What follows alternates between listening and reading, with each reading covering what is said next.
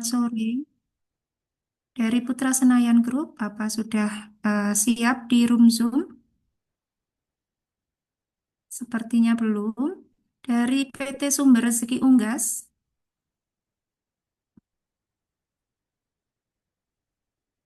masih sholat. Kemudian ini beras, produksi beras, beras osing, Ibu atau Bapak Ismada ini.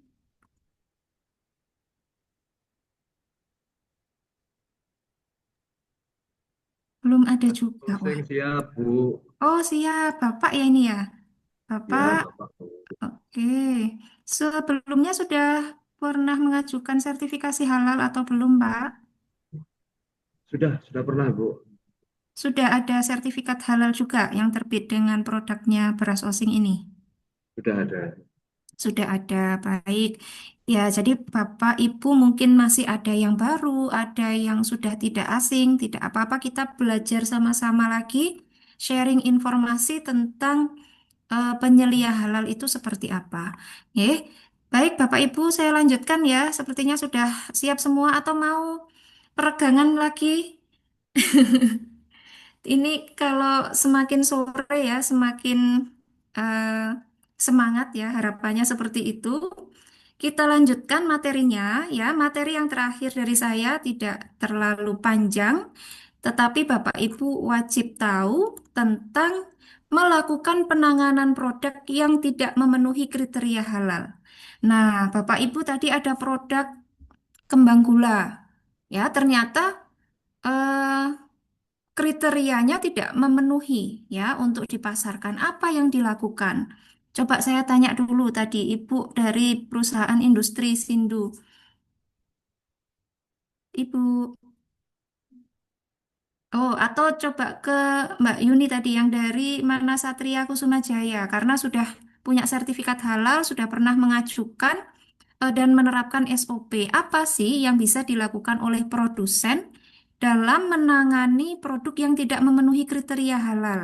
Coba Mbak, bisa di-sharing. Kita kan di sini sharing ya, sambil belajar seperti apa sih ketentuan yang benar gitu.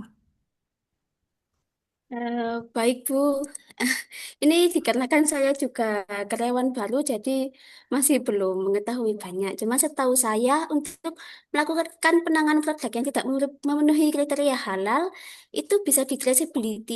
Jadi kayak produk ini diproduksi pada tanggal berapa, pada jam berapa, dan juga pada mesin berapa.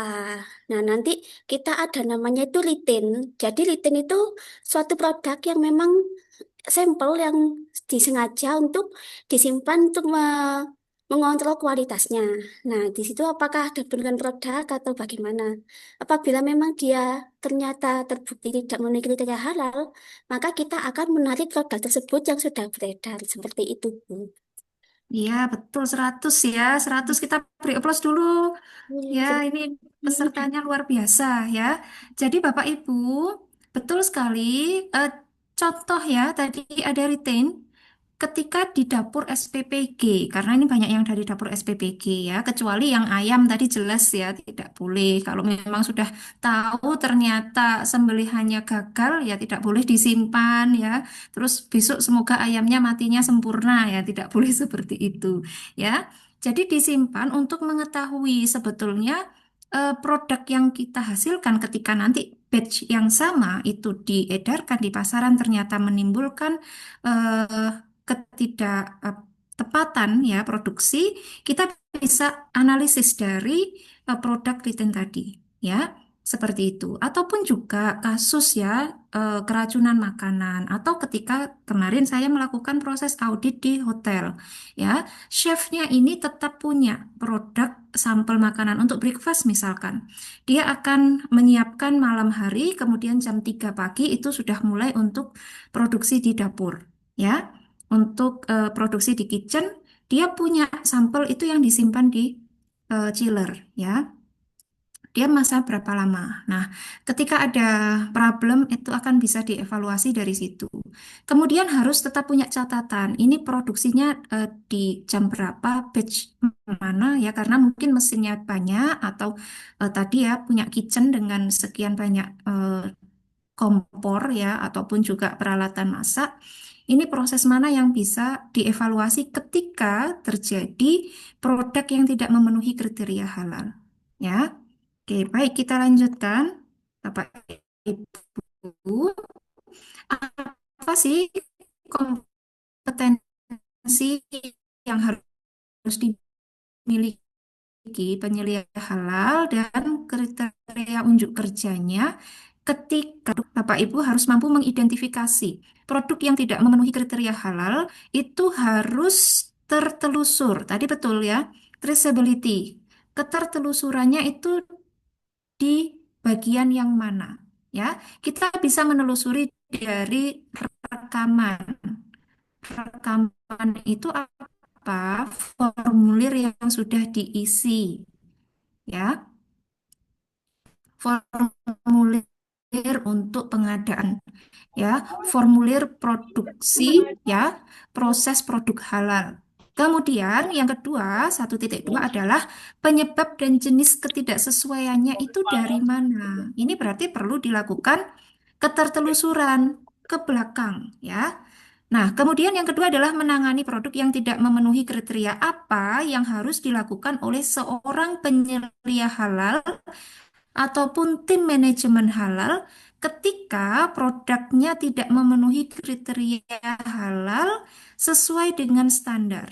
Ya, pasti ujungnya adalah proses evaluasi. Makanya di elemen kompetensi yang kedua harus ada proses evaluasi. Dan yang ketiga, melakukan perekaman ya. Jadi mendokumentasikan laporan dari adanya ketidaksesuaian tadi dan harus dipelihara. Jadi Bapak Ibu dokumen itu kalau di dalam SOP ataupun ISO itu kita harus simpan dokumen dengan masa berlaku. Misalkan dalam waktu 5 tahun ini dokumen yang masih sahih, tetapi kemudian ada dokumen itu yang harus dihanguskan setelah masa itu, ya. Kemudian juga ada dokumen master ya, ada dokumen yang distribusinya itu harus kita ketahui. Siapa sih yang bisa melihat dokumen ini? Ya, siapa saja yang berhak untuk mengetahui dokumen dari ketidaksesuaian produk itu ada ya. Jadi Bapak Ibu tidak kemudian langsung share begitu atau menyimpan sendiri juga tidak belum tentu itu langkah yang tepat ya. Jadi mohon diperhatikan untuk produk yang mengalami eh, kerusakan atau tidak memenuhi kriteria halal, ya, yang ditekankan di sini adalah kriteria halal, meskipun sebetulnya SOP perusahaan itu pasti punya, ya, bagaimana cara atau bagaimana SOP-nya untuk menangani produk yang tidak sesuai kriteria, ya, dari segi mutu atau kualitas ataupun yang lainnya, ya. Perusahaan seyogyanya punya itu ditambahkan tentang kriteria halal. Jadi sebetulnya peraturan tentang halal itu bisa disubkan atau masuk ke dalam kriteria SOP-SOP yang lainnya. Ya, SOP untuk penerimaan bahan tadi kan sudah ada. Ya, menerima bahan itu dengan kualitas yang seperti apa? Saya akan menerima bahan yang kualitasnya bagus, ya. Contoh sayuran yang tidak berlubang misalkan, atau daging dengan daging yang segar, ikan itu yang matanya masih bening, insangnya masih merah, misalkan seperti itu. Itu secara mutu, kualitas ya ada SOP-nya, tetapi dari segi halal juga ditambahkan di situ. Jadi sebetulnya tidak perlu merombak SOP yang sudah ada, tinggal menambahkan ya yang terkait dengan halal. Oke. Mengapa sih produk itu harus ditangani sesuai kriteria? Ya karena meminimalisir risiko produk tidak memenuhi kriteria. Maka dari itu, mulai dari pertemuan atau pembahasan yang awal tadi, ya penerimaannya harus sesuai kriteria, penyimpanannya harus sesuai kriteria, ya produksinya harus sesuai kriteria, penyajiannya atau pendistribusiannya juga harus sesuai kriteria. Ya, punya minuman, misalkan tadi minuman sari buah ya diproduksi di pabrik kemudian dikemas dengan baik tetapi ketika di eh, apa didistribusikan ternyata masuk ke toko-toko toko ini menyajikan atau menampilkan ya minuman tadi di tempat yang tidak semestinya. Contohnya, ya, dia dipajang di tempat yang terpapar sinar matahari. Ini akan mengurangi kualitas dari produk, ya.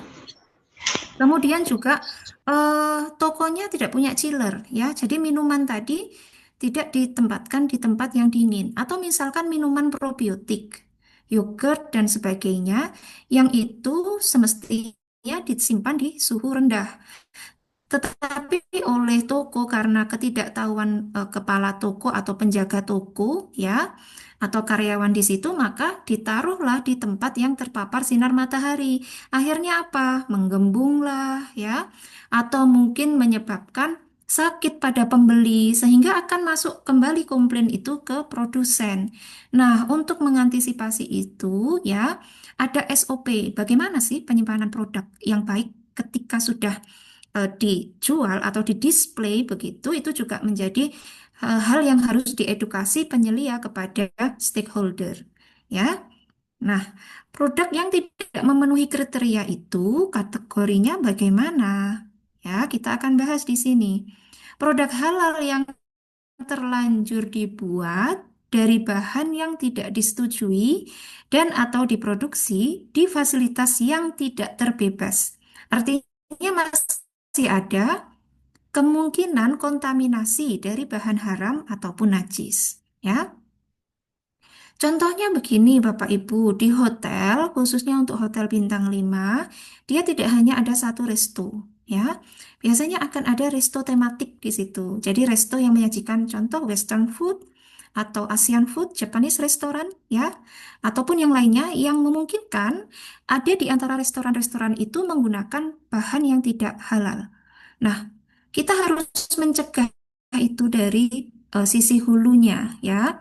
Di gudang atau di kitchen, ya, di storage itu kita bahkan dari penerimaan barang pun harus ada jalur yang berbeda antara proses produksi yang halal dengan yang non halal. Nah, kalau ada kontaminasi akan mudah tertelusur. Tidak mungkin ada cross contamination di situ ketika jalur penerimaan barang ataupun pemrosesannya sudah berbeda.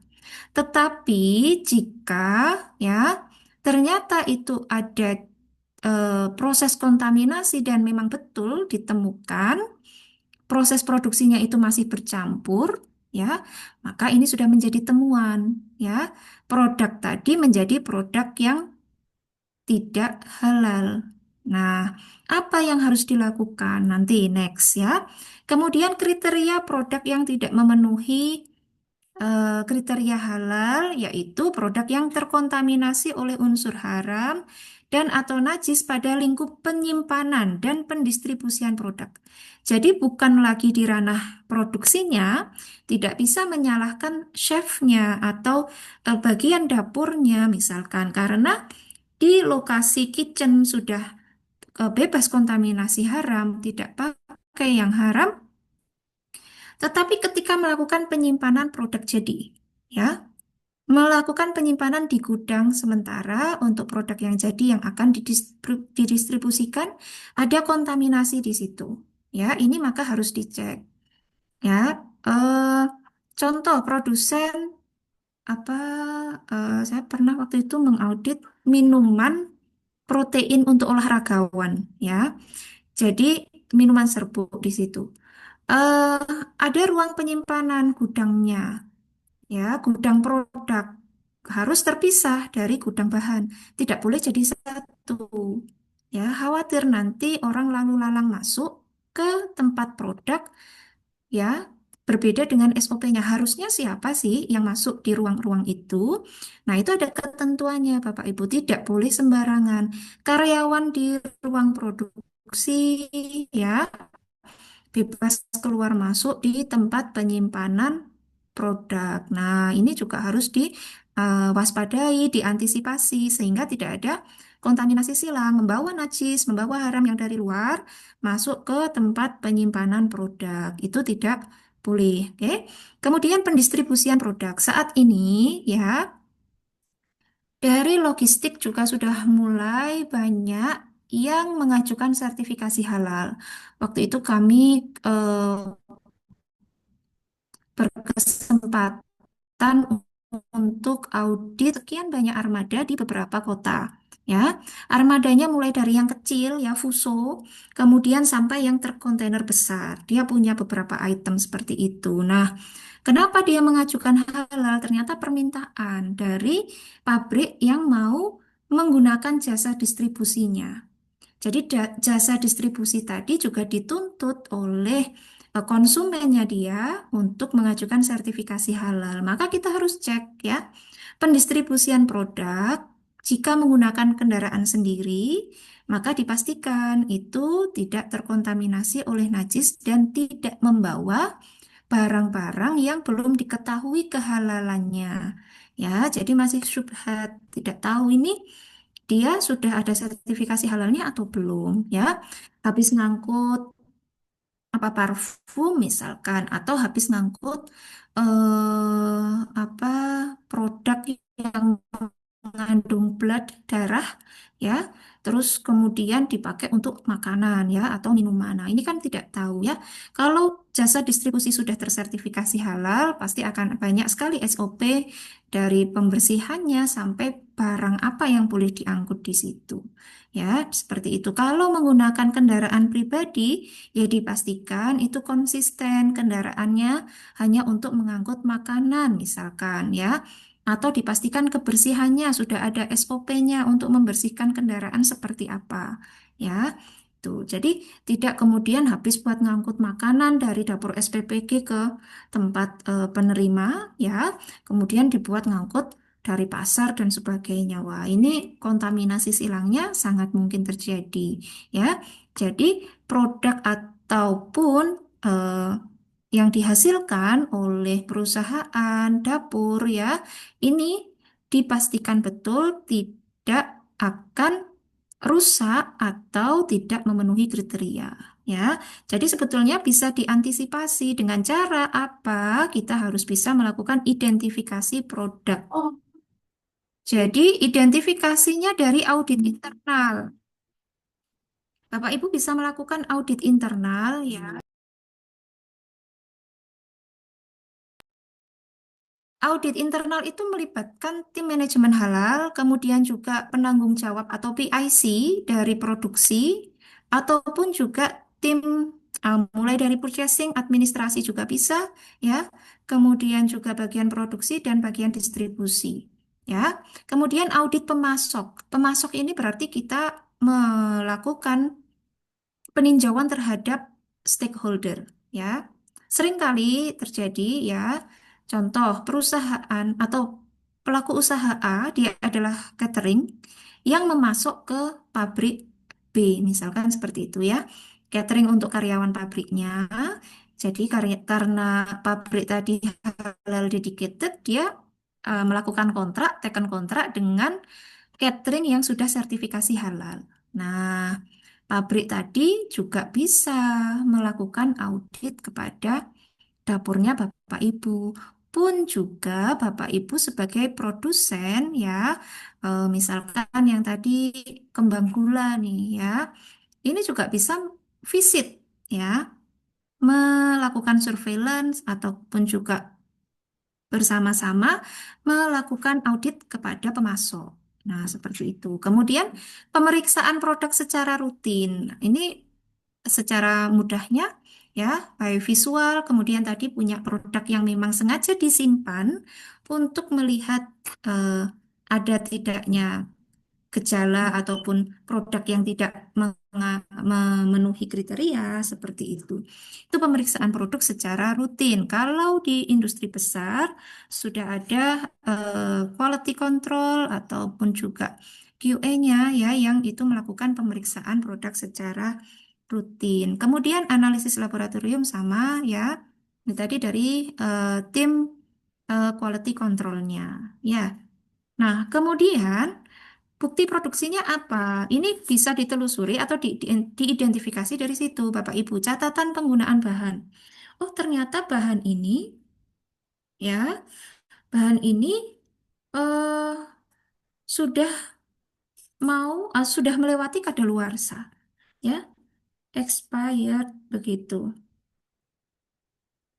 Nah, kalau sudah expired, ya tidak bisa digunakan, ya, atau mungkin sudah bahan bakunya saja sudah rusak, maka catatan penggunaan bahan ini harus diperhatikan. Penyimpanan tadi, Bapak Ibu, kenapa saya sampaikan di penyimpanan itu harus ada labeling tanggal produksi misalkan, ya, sama seperti ini. Entah itu produksi apapun ya, maka prinsip FIFO, first in first out atau eh, first expired first out itu bisa diterapkan ya. Mana yang kemudian eh, lebih mudah ya bagi perusahaan Bapak Ibu, penyelia halal ini yang punya tugas atau tanggung jawab di situ ya. Jadi menyimpan dengan SOP yang baik dan benar itu akan meminimalisir adanya produk yang tidak sesuai kriteria. Ya, bukti produksi misalkan penimbangan ya, ternyata bahannya bagus begitu ya, atau penimbangannya pas ya, atau produksi hariannya seperti apa catatannya. Membuat mie goreng sekian kilo ya, memproduksi minuman rasa ya, minuman sari buah ya, sekian batch kode produksi misalkan. Seperti itu untuk memudahkan ketertelusuran produknya ya. Mau tidak mau, dokumen berupa SOP itu harus dibuat sebagai upaya antisipatif ya. Contoh, tadi ada karyawan baru masuk ya. Tidak perlu eh, apa satu persatu begitu dijelaskan, tetapi yang pertama, karena sudah punya SOP, maka harus mematuhi prosedur yang berlaku di perusahaan tersebut. Ya, sosialisasi bersama ya, kemudian bagaimana untuk mengimplementasikan SOP. Jadi turunan dari SOP itu ada instruksi kerja. Dari instruksi kerja, karyawan itu bisa mengisi formulir ya. Dari formulir itu bisa menjadi rekaman kegiatan apa saja yang sudah dilakukan. Nah, tahapannya karena banyak sekali, maka harus tahu kira-kira di mana ya adanya ketidakberesan tadi. Ya, apakah di bahannya, di pengolahannya, penyimpanannya, pengemasannya, pendistribusian, penjualan, atau penyajian produk. Maka ini harus bisa masing-masing itu setidaknya ada rekaman ya. Formulir pengecekan bahan. Bahan oke, lolos, clear. Pengolahan sudah sesuai SOP, memasak dengan benar, menggunakan APD dengan baik, ya.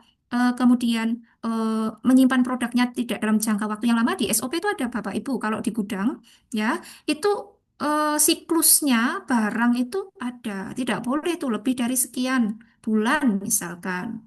Ya, seperti itu. Produk jadi yang harus dikeluarkan yang di batch yang mana dulu, begitu ya. Kemudian pengemasan. Nah, apakah di pengemasan mesin, maintenance mesin, perawatan mesin, ya, perawatan instrumen itu harus berkala selalu dipantau, ya. Pengemasannya ternyata tidak sip, tidak oke, ya. Tutup botol, nutup botolnya itu ternyata tidak pas karena alatnya ini sudah rusak misalkan begitu atau lama tidak di maintenance ya, maka itu harus dicek secara berkala. Oh, yang menjadi problem di mana? Apakah pengemasan? Kemudian pendistribusian tadi yang sudah saya sampaikan. Distribusi halal yang jadi titik kritisnya, apakah kontaminasi itu bisa dari kendaraannya ya, ataukah bukan. Kemudian penjualan dan penyajian produk. Seperti yang saya sampaikan, oke, ternyata penjualan dan penyajiannya, displaynya tidak sesuai SOP. Produk jadi menggembung, produk jadi rusak, ya, perubahan kualitas isi dan sebagainya. Ini yang kemudian akan menyebabkan produk tadi tidak sesuai kategori. Nah, dari bab halal maka ada titik kritis dari setiap tahapan atau rantai pengolahan produk tadi. Ya.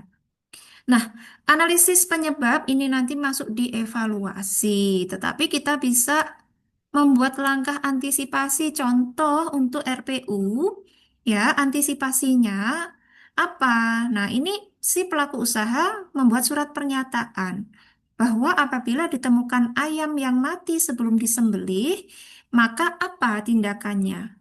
Ya, tindakan yang dilakukan adalah mengubur di lahan kosong. Misalkan jika punya lahan kosong, kalau tidak punya lahan kosong bagaimana?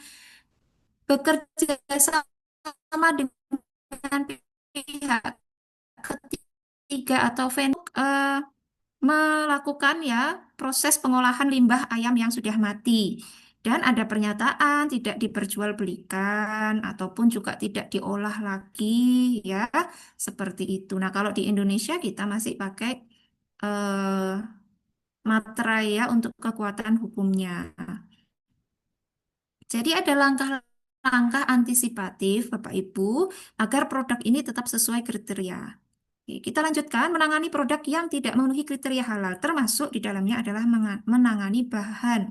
Ya, seperti apa? Perusahaan harus punya prosedur, dapur harus punya prosedur untuk menangani produk yang tidak memenuhi kriteria. Ya, prosedur ini bersifat antisipatif karena kemungkinan kesalahan itu akan selalu ada. Ya, human error bisa jadi, ya, machine error juga bisa jadi, ya, dan seterusnya, karena terlibat banyak pihak, tidak hanya satu orang yang menangani, maka celah untuk kesalahan itu akan ada. Nah, kita harus punya upaya-upaya mencegah itu. Yang kedua adalah prosedur harus memuat definisi yang tepat tentang produk dan cara menanganinya. Saya sampaikan tadi, produk minuman probiotik kok dia dipajang di tempat yang panas oleh toko karena ketidaktahuan tadi dia ditaruh di etalase, kena paparan sinar matahari. Probiotiknya aktif ya kan, bakteri asam laktatnya dia eh, memproduksi apa proses fermentasi memproduksi gas di situ menggembung dan sebagainya. Rusaklah produk tadi, ya.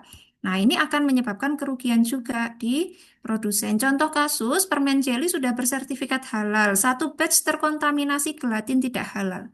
Ternyata ada titik celah kesalahan di gelatinnya, ya, di bahannya. Padahal produk itu terlanjur terjual maka harus lakukan recall ya, ditarik lagi dari pasaran.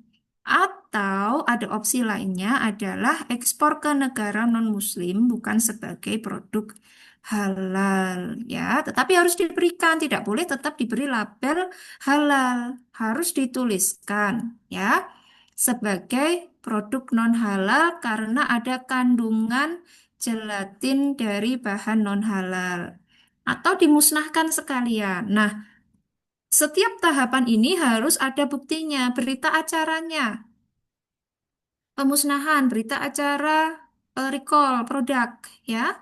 Cara menanganinya bagaimana? Penanganan produk yang tidak memenuhi kriteria halal, ya tidak dijual ke pembeli yang mensyaratkan produk halal. Sudah tahu konsumennya Muslim, tetapi malah tetap menjual produk yang terkontaminasi non halal, ya. Tidak boleh. Jika terlanjur dijual, maka produk harus ditarik. Ketika sudah ditarik, tidak boleh rework, downgrade, reformulasi, ya. Karena eman, karena apa, ya. Karena ini sudah hitung-hitungan biaya produksinya dan sebagainya harus dibuang, ya. Pengalaman saya bekerja di industri juga seperti itu. Kita produksi eh, minuman probiotik ternyata gagal fermentasi. Ya tidak bisa, ya. Tidak bisa kok dikemas begitu, dibotoli, kemudian dijual, ya. Tetap harus membuang meskipun itu berliter-liter susu sapi misalkan, ya, atau produk fermentasi yang gagal tadi, ya. Harus dicari tertelusurnya kenapa ini. Oh, ternyata susu sapinya ini sudah kualitasnya tidak bagus gitu ya. Nah, kualitasnya tidak bagus, makanya pecah ketika fermentasi tidak terjadi. Ataukah ketika proses fermentasi suhunya itu tidak sesuai, ya?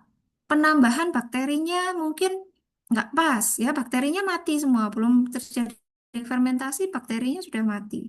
Nah, seperti itu. Nah, bukti penanganan produk ini harus dibuat dan dipelihara. Bapak Ibu punya yang namanya formulir berita acara pemusnahan produk tidak sesuai. Ya, contoh kasus, ini kasus nyata. Nah, ini,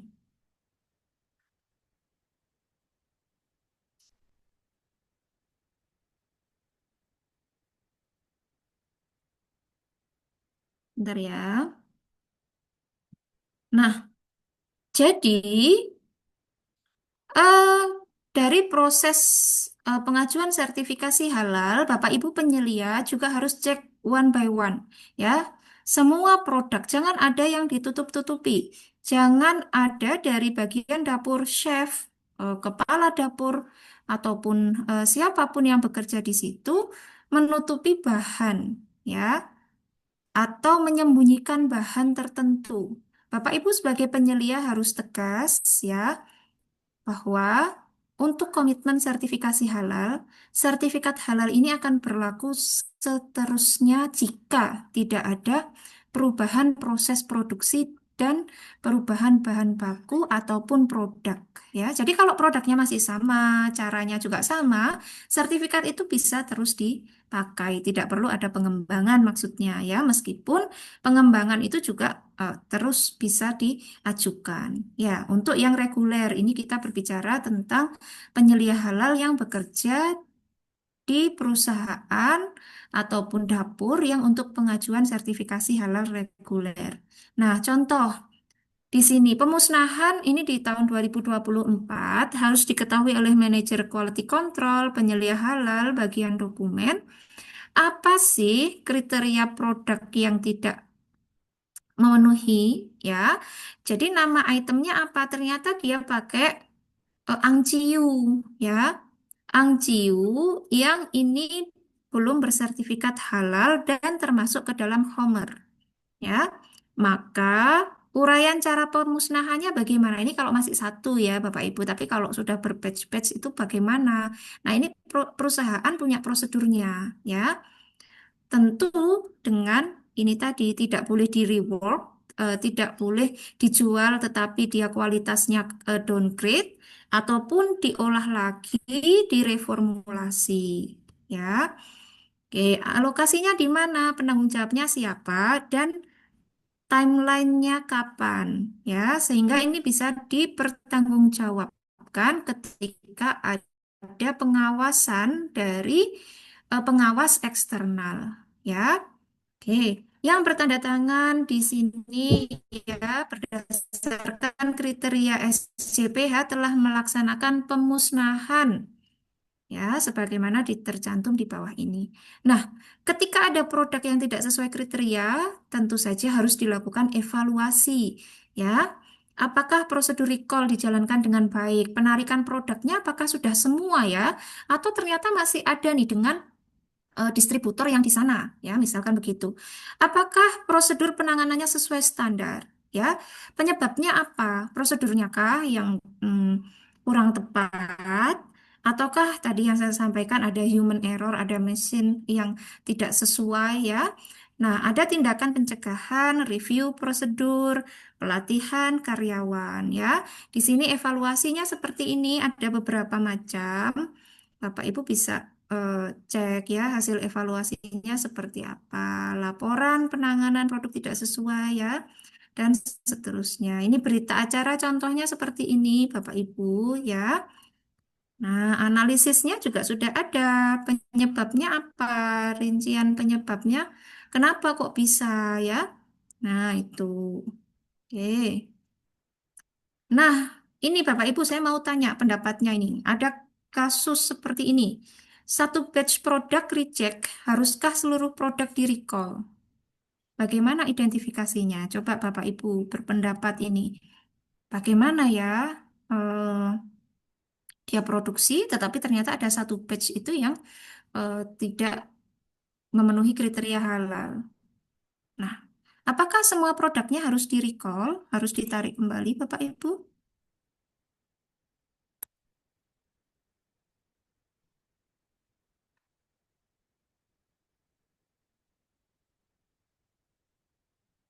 Cara identifikasinya seperti apa? Nah, ini pentingnya tadi punya dokumen ya atau formulir untuk produksi, ya. Jadi batch yang dijual itu punya kode produksi, ya. Diproduksi kan itu ada ini ya, kode-kodenya seperti itu. Yang di-recall adalah yang produk tersebut, ya, tidak semuanya. Kalau yang ternyata yang lainnya aman, ya, tidak ada kesalahan, memenuhi kriteria, maka tetap bisa dijual, ya, seperti itu. Mengidentifikasinya ya jelas tadi, kembali lagi ya, identifikasinya Bapak Ibu cek ya dari bahan pengolahan, penyimpanan, pengemasan, pendistribusian, penjualan, penyajian produknya apakah sudah tepat, ya. Audit kepada semua elemen yang terlibat. Oke, kemudian terakhir, melaporkan dan mendokumentasikan penanganan produk yang tidak memenuhi kriteria. Ya, penanganan produk yang tidak memenuhi kriteria halal dilaporkan sesuai prosedur. Ini artinya Bapak Ibu diminta membuat laporan tertulisnya, ya, serta pemeliharaan dari dokumen yang sudah dihasilkan, ya. Di dalam laporan, ya, untuk melaporkan itu harus jelas, ya, pada prinsipnya problemnya ada di mana, locationnya ada di mana, ya, objeknya apa, ya kan? Itu untuk prinsip audit seperti itu. Jadi jelas tempatnya di mana kejadiannya ini. Oh, ternyata di gudang. Di gudang ada bahan yang eh, penyimpanannya tidak tepat. Bahan apa itu? Ternyata bahan misalkan glukosa, ya, tidak tepat penyimpanannya, rusak dia, ya. Kemudian juga eh, referensinya, ya, harusnya seperti apa penyimpanannya itu. Nah, ini disampaikan. Barang sudah dijual, terus diretur lagi. Kenapa? Nah, ini harus diidentifikasi dan Bapak Ibu membuat laporannya. Didokumentasikan, difoto, ya. Di semuanya ada dokumentasinya, ya, dan sebagainya. Oke. Nah, ini untuk arsipnya, menjaga dokumennya, maka kita harus menyimpan tadi ada dokumen yang dokumen usang, ya, atau eh, sudah expired, ya, tidak tidak digunakan, ya, kadaluarsa, dokumennya itu sudah tidak bisa dipakai, tetapi ada juga dokumen yang itu masih terkendali. Ya, jadi Bapak Ibu kalau membuat dokumen itu ada pengesahannya. Ya, jangan lupa ditandatangani oleh siapa. Apakah dokumen ini terkendali dan didistribusikan ke siapa? Itu juga harus jelas. Apalagi ini terkait dengan kerusakan pangan, ya, atau kerusakan produk, tidak hanya produk pangan, ya, tapi produk apapun.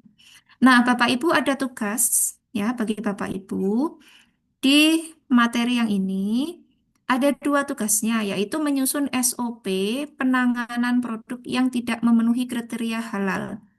Bapak Ibu bisa menggunakan dummy SOP, menggunakan nama perusahaan abal-abal, nama perusahaan palsu, nama perusahaan atau nama dapur SPPG XYZ, ya, dan sebagainya boleh. Tapi ini untuk melatih Bapak Ibu menyusun SOP, ya. Jadi SOP-nya seperti apa? Di setiap bidang atau jenis produk itu berbeda-beda. SOP di RPU akan berbeda dengan SOP di pabrik minuman sari buah misalkan, ya. Kemudian praktek membuat berita acara penarikan dan pemusnahan. Contoh Bapak Ibu langsung berikan kasusnya apa? Contoh yang di sini tadi ya, Bapak Ibu bisa pakai yang seperti ini. Nah, formatnya ada di sini. Itemnya apa? Ayam, misalkan. Unggas, ya. Jumlahnya berapa unit? Uraian cara pemusnahan, analisis penyebabnya. Ayamnya sudah mati dalam proses distribusi ke rumah potong, misalkan begitu. Ya, rincian penyebabnya. Ternyata kandangnya terlalu sempit, ya, kotaknya terlalu sempit. Begitu. Oh, suara saya terlalu eh, sudah jelas suara saya? Jelas, Jelas ya? Bu.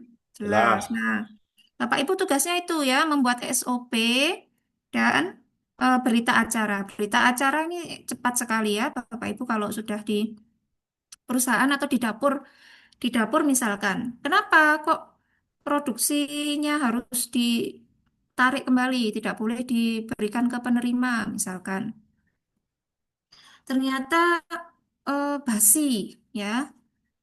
Nah, harus dianalisis di mana kesalahannya. Apakah pencuciannya tidak tepat, masaknya kurang mateng, ataukah masih panas sudah ditutup? Ya, itu kan ada upaya-upaya evaluasi. Nah, ini tugasnya dikerjakan nanti dibantu panitia ya Mbak untuk link pengumpulannya ya.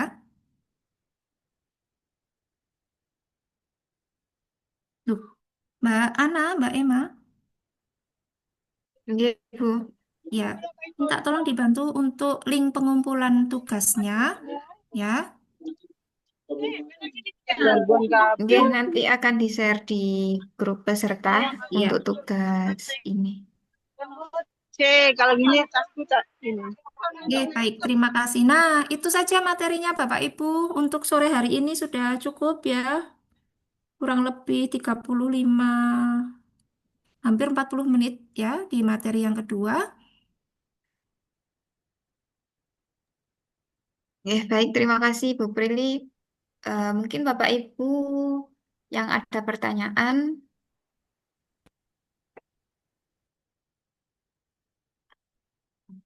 nge-like, Mbak. Tetap nge-like.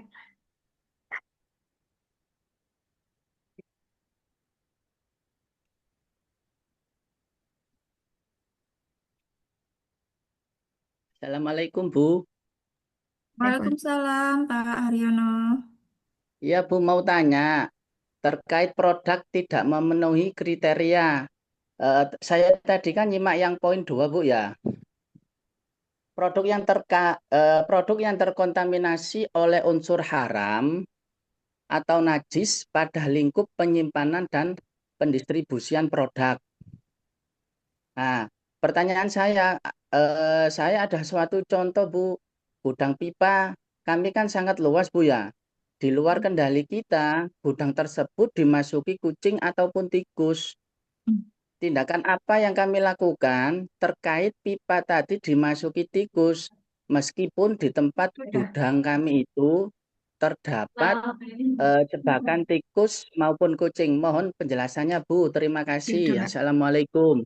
Waalaikumsalam warahmatullahi wabarakatuh. Baik Pak Haryono, ini contoh kasus real ya Pak ya. Jadi memang Iya Bu, iya. eh, banyak sekali ya, apalagi kalau gudang, misalkan gudang makanan ya, ini pasti akan Iya, mengundang hama.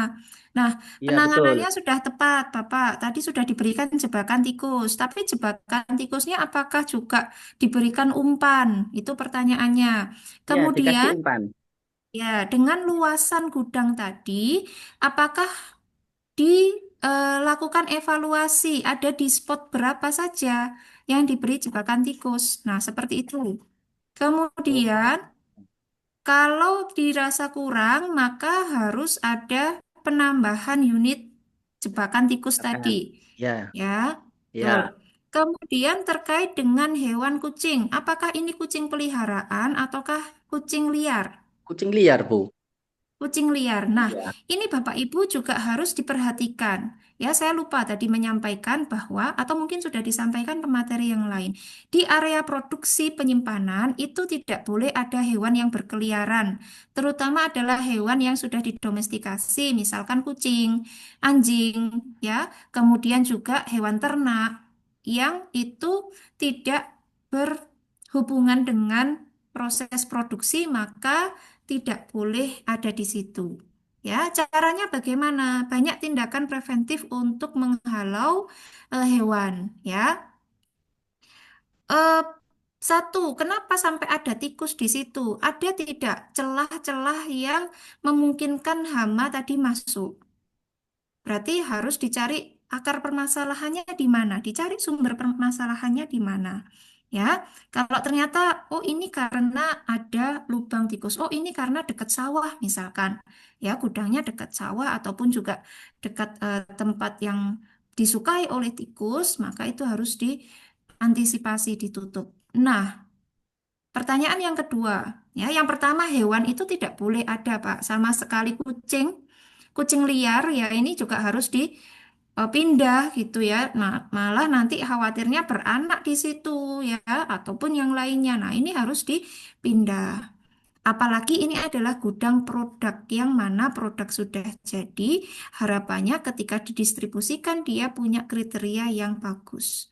Tapi kalau sudah di gudangnya ternyata eh, terkena apa tadi hama ya, Kontaminasi. kita kan Ya. tidak tahu apakah tikus itu tadi kencing di situ, ya, apakah dia me, apa dia menggerogoti ya atau dia ini kan eh, rodentia ya dia termasuk pengerat ya kan hewan pengerat apa dia mengerat eh, kardus ataupun bahkan sampai ke pipanya situ nah itu kan harus dicek satu persatu memang Pak Oh iya Bu, ya, ya ya, betul nah ini kontrol adalah dari penyelia dan tim manajemen halal ataupun juga tim eh, gudang ya tim gudang kalau ya, ada sendiri ya Pak ya. ya, Atau juga sesekali waktu bisa diusulkan untuk mengontak vendor eh, eh, untuk tes manajemen. Dia akan lakukan beberapa langkah antisipasi di situ dan membuat pelaporan tertulisnya, Pak. Jadi oh, vendor ini yang untuk tes manajemen seperti halnya di hotel-hotel, ya kan? Di hotel atau di rumah sakit, ya. eh, dalam kurun waktu tertentu lah dia panggil vendor untuk melakukan pengecekan. Ada tidak, ya? Hama tadi. Tapi kalau sudah seperti itu, apa yang dilakukan, Pak? Kita lihat tingkat cemaran dari najis ataupun juga ketika ada tikus tadi, dia memang sampai ke produk kita atau tidak begitu. ya. Ya, itu dari penampakan fisik ya, dari optikal kita sudah bisa lihat ini ternyata aromanya sudah kena kencingnya tikus oleh si tikus jual begitu. Berarti Harus ada ya, SOP pemusnahannya juga ya. ya. Maka dari Oh, itu sangat spesifik Bapak Ibu SOP-SOP ini berlaku di perusahaan Bapak Ibu. SOP pemusnahan ayam tidak akan sama dengan SOP pemusnahan pipa ya. Jauh sekali berbeda ya. Nah, seperti itu. Nah, yang sudah dilakukan apa Pak untuk memusnahkan misalkan ada produk atau bahan yang tidak sesuai kriteria. Pak Haryono mungkin yang sudah berpengalaman, monggo bisa di-share. mungkin biasanya di recycle Bu. Di recycle ya Pak, diolah Iya, kembali. Nah, apakah ini memenuhi kriteria ya? Tapi yang jelas prinsip kehalalan di recycle itu seperti apa? Karena ini barang gunaan ya Pak ya. iya, Di recycle itu seperti apa ya? Apalagi itu terkena najis kecuali memang begini Bapak Ibu, kapan hari saya lakukan audit di tadi pabrik makanan ringan. Ternyata dari proses produksi itu bisa menghasilkan apa chips ya. Chips itu yang menggumpal ya. Jadi tidak sesuai kriteria. Harusnya chipsnya itu bentuknya stick ya. Ternyata ini bentuknya menggumpal. Kemudian diapakan? Sebelum dijual ya dia bilang, Bu ini masih bisa di rework lagi. Ternyata seperti itu. Oh itu aman Pak, saya tanyakan begitu. Yang kriteria dengan kondisi tidak gosong, tidak apa, dia punya beberapa tuh aspek. Ya, ini masih bisa untuk diolah kembali. Nah, seperti itu. Tetapi yang keluar untuk diproduksi sudah dipastikan kualitasnya yang bagus. Kalau yang gosong bagaimana, Pak? Kan itu di sticknya tadi digoreng ya, di oven atau digoreng saya agak lupa, ya. Tetapi ternyata ada yang gosong itu tidak dijual dan itu dimusnahkan untuk pakan ternak begitu. Dan itu ada penjelasannya, ada pernyataan tertulis dari owner. Ye. Itu Bapak Ibu dan Pak Haryono untuk proses step by step tadi. Jika ada kriteria yang tidak sesuai, maka harus ada dokumennya ya Pak. Oh ini ada sekian pipa yang tidak sesuai kriteria diapakan, itu ada dokumen rekamannya, nggih. Iya, Bu. Iya. Ya, Ya, Bu. Terima kasih. sama-sama. Monggo Bapak Ibu yang lain mungkin masih ada pertanyaan.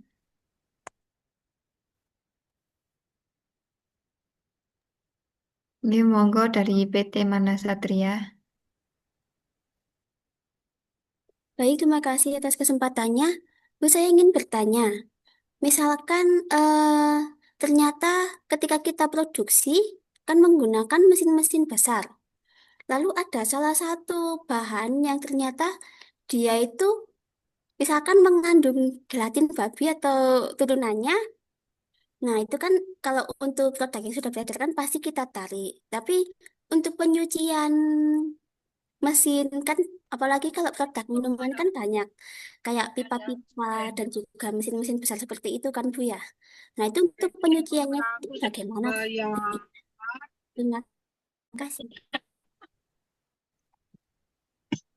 Ya, terima kasih Mbak. Memang kendala ketika sudah ada nasi kontaminasi itu terjadi, apalagi ketika di mesin ya, di mesin, maka itu akan berdampak ya dalam rangkaian mesin yang dipakai tadi. Proses pencucian dan pensuciannya seperti apa? Maka kita kembalikan lagi, apakah mesin itu dapat dicuci menggunakan air ataukah tidak? Ya, ataukah ya masih bisa dibersihkan dengan menggunakan air atau biasanya ya ada eh, karena ini prosesnya sudah panjang ya, bukan di satu spot saja, tetapi di tiap elemen dari mesin tadi, maka ini harus dilakukan pembersihan total ya, pencucian secara total pun jika terpaksa maka mesin itu tidak bisa dipakai untuk produk halal dedicated. Ya, karena apa? Fasilitas itu tadi kan dia sudah komitmen untuk halal dedicated. Nah, pencuciannya bagaimana? Kembalikan lagi ke prinsip pensucian, ya, apakah dia najis, ringan, ya, mukhafafah, mutawasitoh, mughaladoh, ya, seperti itu. Ada mesin yang memang tidak boleh dicuci menggunakan air, maka dia ada sabun khusus di situ atau ada cairan pembersih khusus. Itu bisa dipakai, ya. Tetapi jika ternyata tidak yakin, ya, maka mau tidak mau mesin tadi sudah tidak bisa dipakai untuk produksi produk yang tersertifikasi halal, ya. Seperti itu. Jadi memang kita harus jaga betul dari setiap lini produksi ya di aspek apapun harus mengutamakan ya karena ini mau sertifikasi halal atau bahkan sudah sertifikasi halal, semua fasilitas, semua orang yang bekerja di situ ya itu memenuhi kriteria jaminan produk halal. Personal seperti apa? Personalia karyawan tidak bisa kan makan di tempat produksi, ya. Tidak boleh dia, apalagi makanannya bukan catering yang sudah ditunjuk oleh perusahaan, tapi dia bawa dari luar, ya. Karyawan non-muslim dia boleh makan makanan yang eh, tidak wajib halal kan seperti itu. Nah, kita tidak tahu ada kontaminasi di mana, maka pelaksanaan ya SOP itu sangat penting. Disinilah perannya dari penyelia untuk selalu melakukan pengawasan, sosialisasi edukasi, dan juga audit internal secara berkala. Ya, nah ini topiknya besok sebetulnya ya ada audit internal dan kaji ulang manajemen ya disampaikan oleh Pak Hulnaim kalau tidak salah ya. Tetapi yang kita harus lakukan apa? Produk tadi kalau ternyata tidak halal ya kita tarik. Mesinnya bagaimana? Cek dulu, bisa tidak dibersihkan, bisa tidak dicuci, yang itu kemudian mensucikan. Ya, cuci yang bersih dan mensucikan, baik itu dengan air ataupun cleaning agent yang lainnya. Ya, seperti itu. Itu kalau informasi dari saya sharing ya terkait dengan ketika ada cross contamination ya dari lini produksi seperti apa. Baik, terima kasih, Bu. Sama-sama.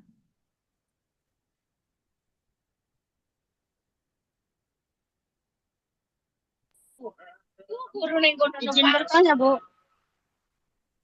Iya, silakan. Assalamualaikum warahmatullahi wabarakatuh. Waalaikumsalam. Gini, Bu, adakah perbedaan tugas dan tanggung jawab antara penyiar halal untuk pabrik, warung, terus SPPG sama yang UKM? Karena saya pelaku UKM, Bu, jadi adakah perbedaannya? Ya, terima kasih, Ibu. Jadi, pada prinsipnya, tugas tanggung jawab penyelia halal itu sama, ya, Bapak Ibu. Tugas tanggung jawab penyelia halal itu semuanya sama. Yang membedakan apa? Ya, tadi tempat produksinya, jenis yang diproduksi seperti apa. Tetapi secara umum ini kan tidak ada membedakan, ya. Menerapkan ketentuan peraturan perundang-undangan mengenai jaminan produk halal, menerapkan sistem jaminan produk halal atau SJPH, menyusun rencana proses produk halal. Semua dilakukan baik itu di skala mikro, kecil, menengah, besar, ada namanya penyelia halal. Ya, yang tugasnya seperti ini. Hanya saja lingkup pekerjaan apakah dia mengerjakan yang ribet ya, katakanlah menunya ada 100 nih, kemarin ngaudit hotel menunya 200 menu ya, maka dokumennya juga akan setebal ini ya. Tapi kalau penyelia halal di industri beras misalkan, ya produknya 1, 2, 3, 4, 5, 10 mungkin hanya berbeda merek, tetapi dari segi produksinya sama, dia mungkin manual SJPH-nya tidak akan banyak-banyak ya, seperti itu. Tetapi tetap sama pada prinsipnya menerapkan manajemen risiko pengendalian proses produk halal, mengusulkan penggantian bahan jika ternyata tidak memenuhi kaidah standar syariah halal, mengusulkan penghentian produksi yang tidak memenuhi ketentuan PPH, membuat laporan pengawasan PPH, melakukan kaji ulang pelaksanaan PPH, menyiapkan bahan dan sampel pemeriksaan, mendampingi auditor halal. Ya, prinsipnya ruang lingkup tanggung jawab penyelia halal itu sama. Kenapa, Bu? Kemudian ada pelatihan penyelia halal dan ketentuan untuk sertifikasi halal produk skala usaha besar, ya, menengah besar itu harus melakukan uji kompetensi. Tidak cukup hanya dengan pelatihan, tetapi harus melakukan uji kompetensi BNSP. Karena apa? Tadi kerumitannya juga semakin meningkat. Ya, bahan mungkin tidak hanya satu yang diproduksi. Bahan bisa jadi adalah eh, gabungan ya dari beberapa produk atau beberapa bahan yang sulit sekali melakukan penelusuran. Contoh gelatin, ya, pabrik gelatin misalkan, ya.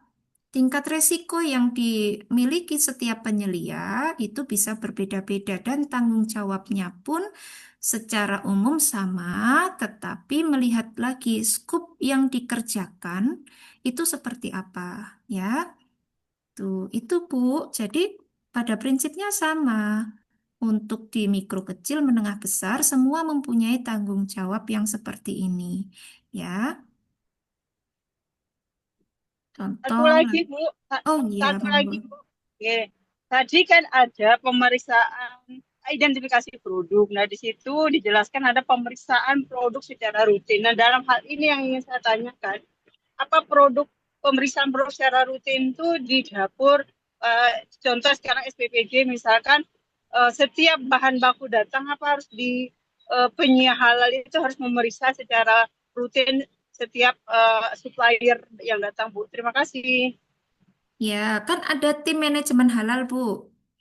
Penyelia halal itu tidak hanya bekerja sendiri, apalagi kalau di SPPG mungkin dapur internal sudah sibuk, ada yang kepala dapurnya merangkap penyelia, ada yang ahli gizinya merangkap penyelia halal, ya. Nah, ini dibentuklah tim manajemen halal.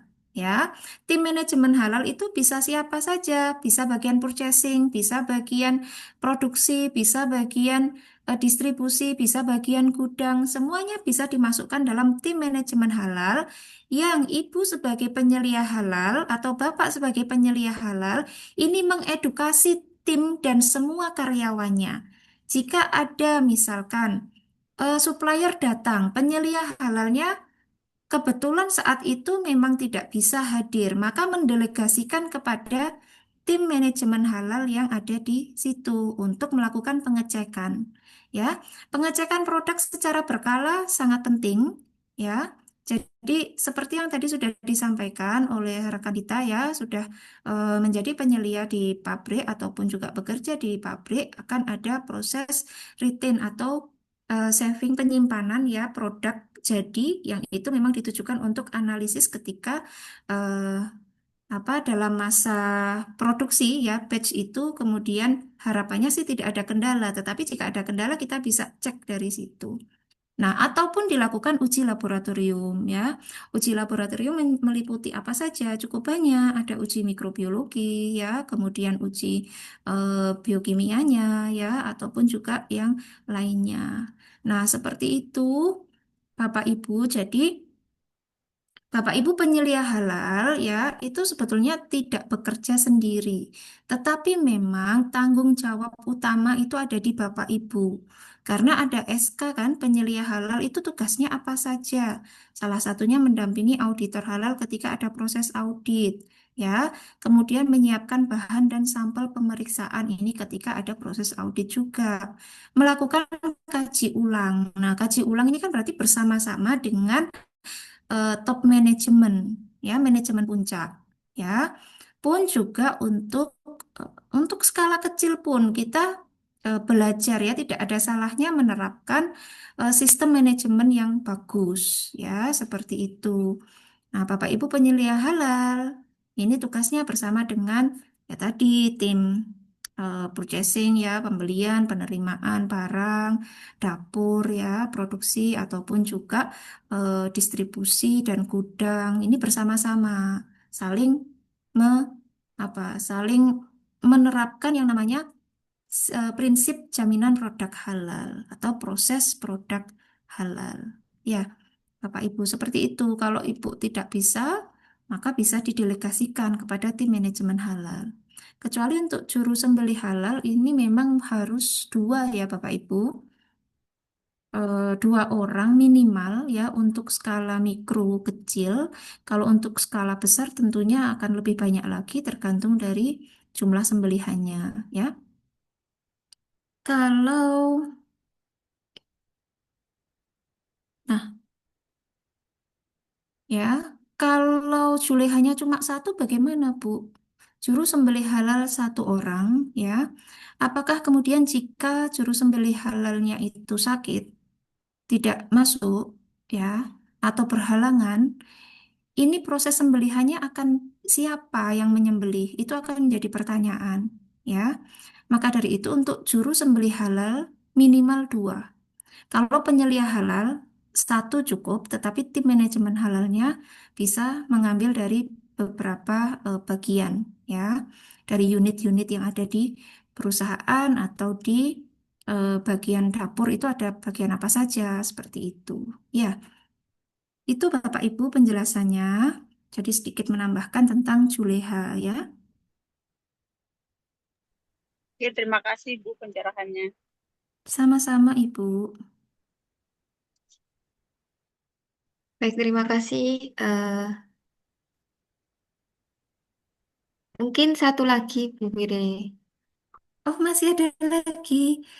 Ya, ini saya mau lanjut Zoom meeting ini, Mbak. Ya, nggak apa-apa. Oh, ya.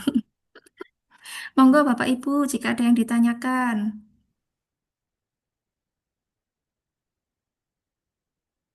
Ini kalau untuk Ya tidak dapur ada. satu penyelia ya Silakan. Bapak Ibu. Untuk dapur SPPG itu satu dapur satu penyelia. Atau Bapak Ibu malah menangani banyak. Ini kasihan nanti jenengan. Ya, mungkin sudah cukup, Bu. Iya, iya. Betul di sini juga sudah Oke. azan, deh. Monggo Mbak, moderator sudah. Oke.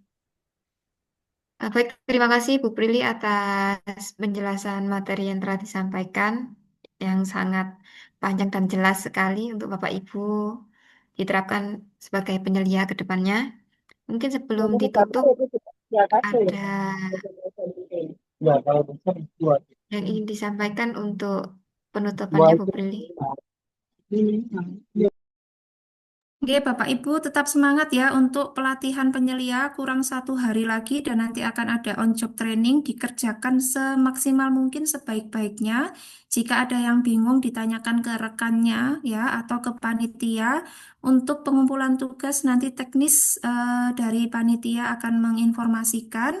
Ya, pesan saya Bapak Ibu, kita semua saling menjaga ya kehalalan produk karena kita ini sejatinya semua adalah konsumen. Ya, kita juga yang akan mengkonsumsi atau makan ataupun menggunakan barang gunaan yang akan lebih tenang ketika kita beribadah, ketika kita beraktivitas adalah dengan menggunakan produk yang sudah halal.